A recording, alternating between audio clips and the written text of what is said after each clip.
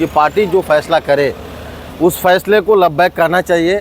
इन गद्दारों ने मेरे टिकट से जीता हुआ है, उन गद्दारों ने हमें छोड़ के चला गया, बल्कि उनको इस्तीफा दे करके जाना चाहिए था। ठीक है, हम खराब हैं, उनको पार्टी छोड़ के जाना चाहिए था। क्योंकि आज 15 साल से साथ में चले हैं, अचानक वो लोग दूर ही बना लिए हैं। लेकिन इंशाल्लाह बिहार सदर जनाब अख्तरुल इमान साहब और हमारे जो पूर्व विधायक तौसीफ आलम साहब हैं, जो अभी MIM के एक हिस्से बन गए हैं और विधानसभा के ये कैंडिडेट भी बन गए हैं, ये लोग मनाने का कोशिश करेंगे, उसमें हम लोग भी रहेंगे और मना। नाराज भी खत्म हो गया आप लोगों का? नाराजगी खत्म किया जब अब हमारे सदर साहब की जो हुक्म हुआ अब उसको मानना है हम लोगों को।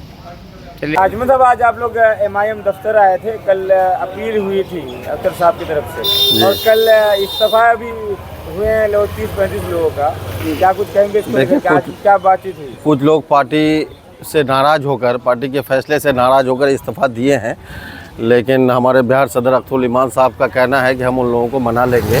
वो इस्तीफा ज़रूर, क्योंकि पार्टी से गुस्सा है, इतने दिन से काम किए हैं, 15 साल 16 साल से मेहनत की है पार्टी में, वो लोग गुस्सा हैं, इसलिए उनको मना लिया जाएगा। और आज की जो मीटिंग थी, ये अख्तरुल इमान साहब का आह्वान था कि हमसे पहले एक बार मुलाकात कर लें, उसके बाद ही कोई फ़ैसला लें आप लोग। तो ये मीटिंग का मुख्य उद्देश्य ये था कि 3 तारीख को जो ओवैसी साहब आ रहे हैं, वक्त तरमीमी बिल जिनके खिलाफ़ एक प्रदर्शन है कॉलेज चौक बहादुरगंज में, ये हम लोग इसको तरमीमी बिल तो नहीं बल्कि काला कानून कहते हैं। इसलिए काला कानून कहते हैं, ये कहीं से भी संविधान के प्रति नहीं बल्कि संविधान के खिलाफ़ ये कानून है। इसलिए हम सभी से गुजारिश करते हैं, बहादुरगंज, कोचाधामन और दीगर जो भी हमारे करीब ब्लॉक हैं, उन सभी से गुजारिश करते हैं कि इन विरोध में शामिल होकर ओवैसी साहब के हाथों को मजबूत कीजिए, ताकि विरोध हमारा जो ये काला कानून के खिलाफ हो, ये मजबूती से विरोध हो। मुनैर साहब, मामला ये है कि जिस बहादुरगंज ने MIM को 86,000 वोट दिया, कल उसी बहादुरगंज के संगठन वालों ने मुर्दाबाद के नारे लगाए, क्या कुछ कहेंगे इसको लेकर? बोले तो हम नाराज़ है, नाराज़गी है उन लोगों से, उन लोगों में हम में भी था, लेकिन मैंने अख्तरुल इमान साहब के आह्वान को मानते हुए, क्योंकि पार्टी जो फैसला करे उस फैसले को लब्बैक कहना चाहिए। पार्टी का आला कमान का फैसला हो तो हम लोग उसमें क्या हैं, हम लोग आज पार्टी के फैसले को लब्बैक कहते हुए पार्टी के साथ हैं। एक बात और है कि आज से 5 साल पहले जिसके विरोध में वोट मांगा गया था, अब उसके लिए वोट मांगेगा, कैसे वोट मांग पाइएगा लोगों के पास? देखिए, आप ये बात पूछने का आपको अधिकार है, आप पूछ भी सकते हैं, लेकिन ये सच है कि पार्टी उस समय मेरे पार्टी में नहीं थे तौसीफ साहब, ठीक है, आज मेरे पार्टी से जुड़े हैं। यकीनन आप ये बात इसलिए पूछ रहे हैं, जनता भी पूछ रही है कहीं ना कहीं उनके कार्यकाल को लेकर के, तो वो 16 साल क्या किए हैं नहीं पता। अब जो पार्टी में आए हैं वो पार्टी का कुछ अपना आइडियोलॉजी है, उनके हिसाब से उनको चलना है। यकीनन आगे जो भी होगा तौसीफ साहब के जीतने के बाद, इन पार्टी के आइडियोलॉजी से ही वो काम करेंगे और अच्छा काम करेंगे। आप लोगों को लगता है कि चुनाव इस बार जीत पाइएगा? इतना आसान लग रहा है? इंशाल्लाह उम्मीद तो है, क्यों नहीं जीतेंगे चुनाव, इंशाल्लाह उम्मीद है। लोगों में सबसे ज़्यादा ये नाराज़गी है कि जिन गद्दारों ने मेरे टिकट से जीता हुआ है, उन गद्दारों ने हमें छोड़ के चला गया, बल्कि उनको इस्तीफा दे करके जाना चाहिए था। ठीक है, हम खराब हैं, उनको पार्टी छोड़ के जाना चाहिए था, लेकिन उन गद्दारों के खिलाफ हम लोग एकजुट हैं और यकीनन पार्टी इंशाल्लाह जीतेगी। कल भी MIM था, आज भी MIM है और आगे भी MIM ही रहेगा। हाशमी साहब, कुछ दिन पहले आपका पोस्ट देखा गया, आप विरोध कर रहे थे, लेकिन आज आप MIM दफ्तर में, क्या कुछ बातें हुई आज यहाँ पे? देखिए, पहले से हम MIM में थे, अब भी हैं, आगे। लोग कल मुर्दाबाद के नारे लगाए, क्या कुछ कहेंगे इसको लेकर? देखिए, इससे तो दुख है, क्योंकि आज 15 साल से साथ में चले हैं, अचानक वो लोग दूर ही बना लिए हैं। लेकिन इंशाल्लाह बिहार सदर जनाब अख्तरुल इमान साहब और हमारे जो पूर्व विधायक तौसीफ आलम साहब हैं, जो अभी MIM के एक हिस्से बन गए हैं और विधानसभा के ये कैंडिडेट भी बन गए हैं, ये लोग मनाने का कोशिश करेंगे, उसमें हम लोग भी रहेंगे और मना।